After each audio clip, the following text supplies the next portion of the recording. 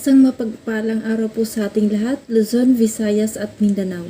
Bago po ako magsimula, nais ko po munang magbigay pugay sa aming dakilang guro na siyang founding chairman ng The Kingdom of God, chairman president ng The Royal Alpha Omega Ring Trading Corporation, chairman president ng The Philippine Deuterium Development and Management Corporation, chairman president ng Kingdom of God Philippine New Life Therapeutic Massage na walang iba kundi si Mahal na Hari Philemon Ondo Bonanza.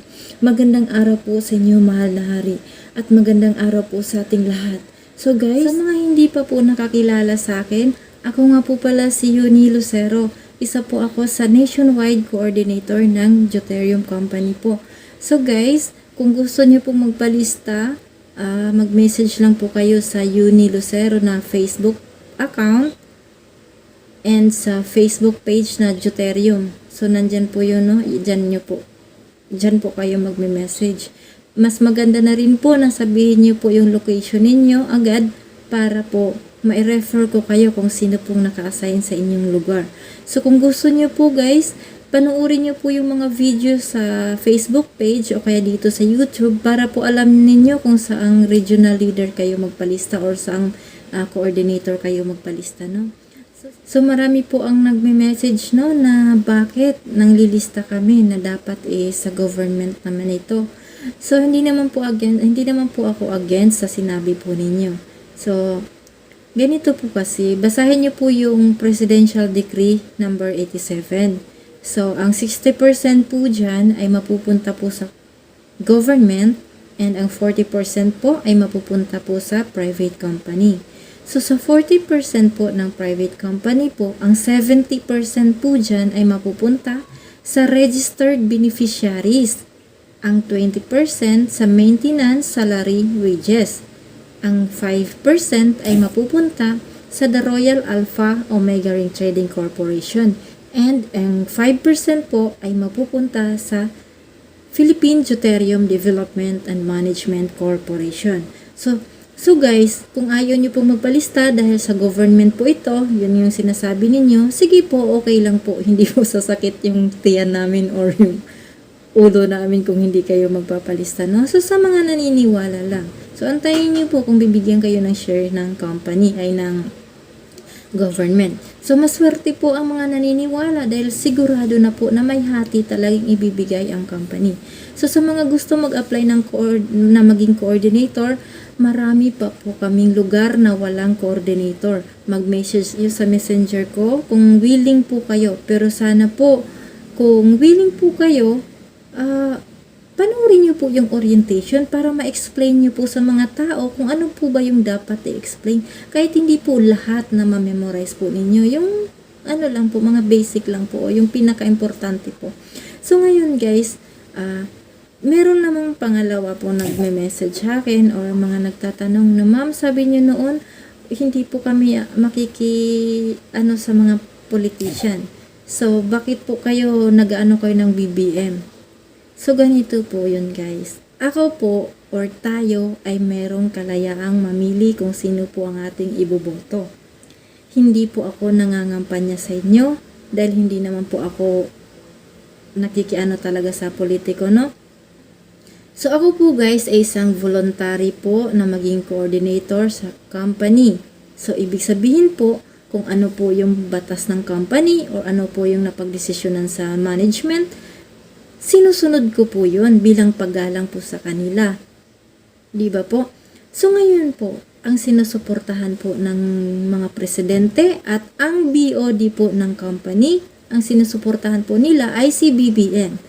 So, maswerte na lang po talaga na maka-BBM ako. Dahil hindi na po mabigat sa kalooban ko na sundin po yung kagustuhan or yung mga sinusuportahan ng mga namumuno sa Deuterium Company. So, ngayon, si BBM yung kanilang sinusuportahan. So, wala naman po masama kung si BBM yung suportahan ko. Meron po silang mabigat na explanation kung bakit si BBM ang kanilang sinuportahan. So, unang-una po, ang mga Marcos po, ang dahilan kung bakit nalalaman natin ang Deuterium. So, kay former President Ferdinand Edralin Marcos, Alam nyo na po yan dahil sa mga previous videos ko po, nandoon yung pangalan ni Marcos. So, pangalawa po, ito pong si BBM ay nasa puso po niya ang deuterium. So, dahil meron nga po siyang gustong ipasabatas noon, yung kanyang Senate Bill number 2593, no? Babasahin ko po sa inyo yan para po marinig ninyo. So ito pong Senate Bill number 2593 ni Sir BBM is an act creating a hydrogen research and development center and providing funds therefore and for other purposes. At ang kanyang explanatory note ay, the Philippines is highly dependent on oil imports, not only to pump the economy, but most especially to fill its domestic requirements under a regime of increasing costs of importation. Thus, the volatility of the oil prices in the world market, which is dictated by the cartel of the Organization of Petroleum Exporting Countries or OPEC, is a retarding agent in the country's efforts for a more rapid economic development. In fact, the unprecedented soaring of the oil prices in the year 2008, which preceded the global financial crisis that gravely hit even the world's advanced economies, is a clear indication on how steep oil prices can adversely affect the country's economy. The government's thrust to intensify the exploration of available energy resources in the country, both its oil and alternative fuel energy resources, is a decisive step towards mitigating the alarming impact of overdependence by the country on oil imports. However, with the emerging issue of global warming, which is attributed to excessive carbon emission from the burning of fossil fuels and its projected serious impact on agriculture-based countries and low-lying areas, the concentration has turned towards the development and utilization of alternative fuel energy resources which have been found to be abundant in the country, example hydrogen. Hydrogen is a highly flammable substance but with zero carbon emission, now used in Canada, America, Germany, and Sweden to provide fuel for cars, trucks, jet planes, and etc. Hydrogen is being processed from deuterium, which is heavy water, or hydrogen water without oxygen. This is obtained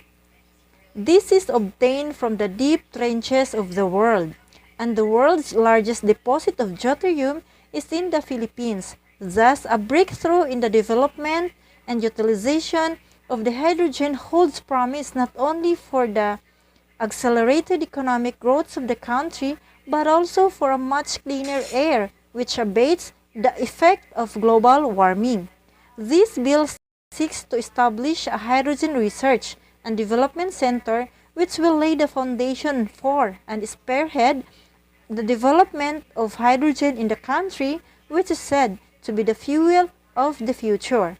Earnest approval of this bill is hereby requested, Ferdinand R. Marcos Jr. So ito po kanyang explanatory note. So itong Senate bill na gusto niyang ipasa batas noong year 2010 ay hindi po naaprubahan, no, dahil hindi pa po ang tamang panahon. So pag si BBM po ang mananalo ngayong taon na to, so imposible po na makalimutan niya po itong deuterium. So ang presidente ng company or ang management, ang mga BOD ng deuterium company ay gusto nilang matulungan si BBM para po mailuklok sa pwesto.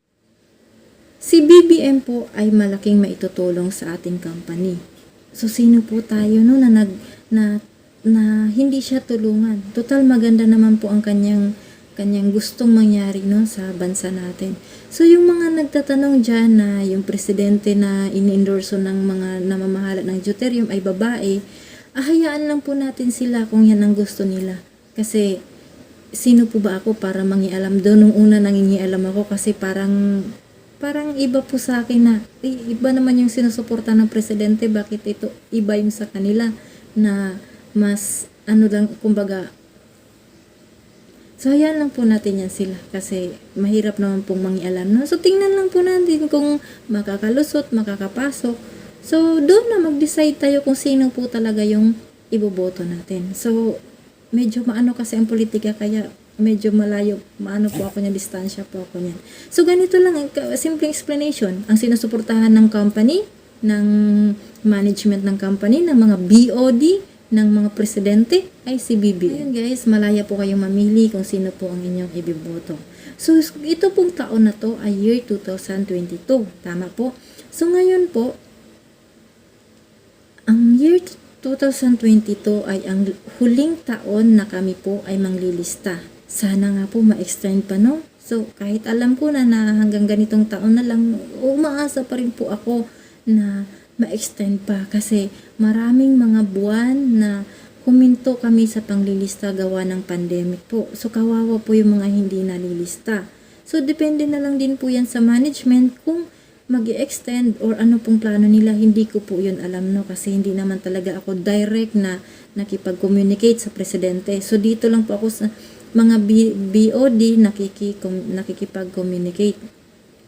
So, guys, ngayon po, habang hindi pa natapos ang 2022 dahil ang aming mga ID po ay mag-e-expire August 3, 2022. So, habang hindi pa po nag-e-expire ang aming mga ID, habang may time pa po na magpalista po kayo, magpalista na po kayo. Kasi pag once suminto po kami, hindi namin alam kung kailan ulit manglilista. Maswerte na lang kung magpalista o kung maglilista ulit. Paano kung hindi na? So, hintayin niyo po yung share ng government. Pero, think positive lang, no, na sana mailista tayo lahat. Kasi yun naman talaga ang ano ng proponent, no, na gawing pinakamayaman ang bawat isang Pilipino. So, paano nga naman, no, kung hindi tayo maniniwala, wala rin. So, yun lang guys. Maraming salamat sa panonood. Abangan nyo pa po yung ibang update sa sunod-sunod na mga araw o susunod na mga linggo. Medyo matagal po ako mag-upload dahil busy po ako. So, sa mga hindi ko po na-replyan sa Messenger or sa Facebook page, nandoon si Ma'am Leticia Inicuela na nagre-reply sa inyo. Kung hindi niya po nabasa yung message ninyo or hindi ko po nabasa sa Messenger yung message ninyo, message niyo po ako ulit or message niyo po kami para mapunta sa pinakauna po yung ano ninyo, yung mensahe ninyo or yung account ninyo.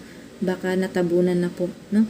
So, sisikapin po namin na ma-replyan or matugunan yung mga nagme-message sa Messenger. So, maraming salamat. God bless po and mabuhay!